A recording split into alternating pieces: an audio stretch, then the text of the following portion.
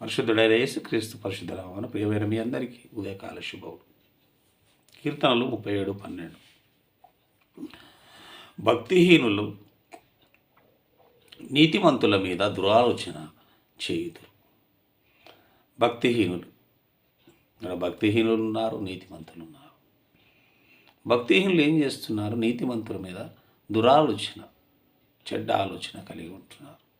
ఎందుకంటే భక్తిహీనులకు నీతి అన్నది ఇష్టం లేదు. వారికి అవినీతే కావాలి. దాన్నే వారు ప్రేమించేవారుగా ఉంటారు. అవినీతి చేయడం వారికి చాలా ఇష్టం. అందుకే నీతిమంతులు నీతి పనులు చేసినప్పుడు ఈ భక్తిహీనులు దురాలోచన కలిగి వాటిని ఆటంకపరచాలనే స్వభావంతో వారు ఉంటారు. దుర్మార్గమైన స్వభావాన్ని ఈ భక్తిహీనులు కలిగి ఉంటారు. వారిని చూచి పనులు కొరుకుతారు.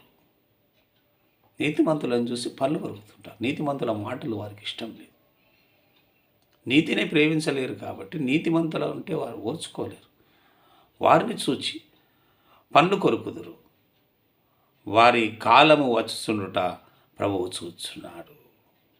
ఇదంతా వాళ్ళు చేస్తున్నారు. ఎవరు? భక్తిహీనులు నీతిమంతుల మీద. కానీ వారి కాలము వచ్చుచుండుట ప్రభువు చూస్తున్నాడు. ఆయన చూస్తూ ఉన్నాడు. భక్తిహీనులు పళ్ళు కొరుకుటను బట్టి, దురాలోచనలు చేయడం బట్టి నీతిమంతుల మీద ప్రభువు చూస్తున్నాడు.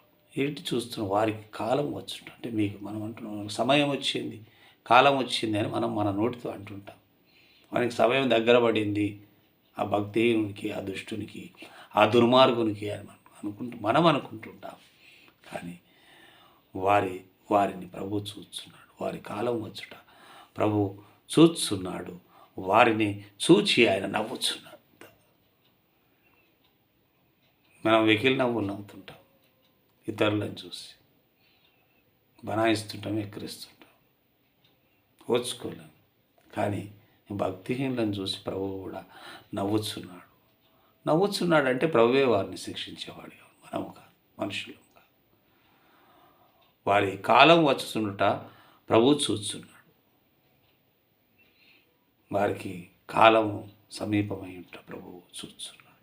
వారిని చూచి ఆయన నవ్వుచున్నాడు. కాబట్టి భక్తిహీనుల విషయంలో నీతిమంతుడమైన నీవు ఏమాత్రము తొందరపడే అవసరం లేదు. భక్తిహీనుల మీద నువ్వు కోపపడాల్సిన అవసరం లేదు. భక్తిహీనుల జోలికి పోవాల్సిన అవసరం నీకు లేదు. నువ్వు నీతిమంతుడుగానే జీవించు. భక్తిహీనుని ప్రభువు చూస్తున్నాడు. వాని కాలం వచ్చుట చూస్తున్నాడు. వాని సమయాన్ని ఇస్తున్నాడు. ఆయన వారిని చూచి నవ్వుచున్నాడు.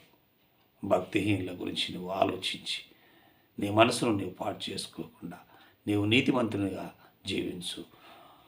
ప్రభువునకు మహిమకరంగా జీవించు. నీతిమంతుడవై జీవించు. అన్నిటికీ ప్రభువే ఉన్నాడు. ఆయనే వారిని చూస్తున్నాడు.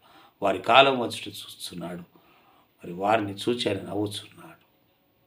నూతన సంవత్సరంలో మనము నీతిమంతులుగా ఉండి ప్రభు కార్యాల నుండి నీతివంతమైన జీవితం జీవించినప్పుడు ప్రభు తన కృప ఆశీర్వాదం మనకు అనుగ్రహిస్తాడు.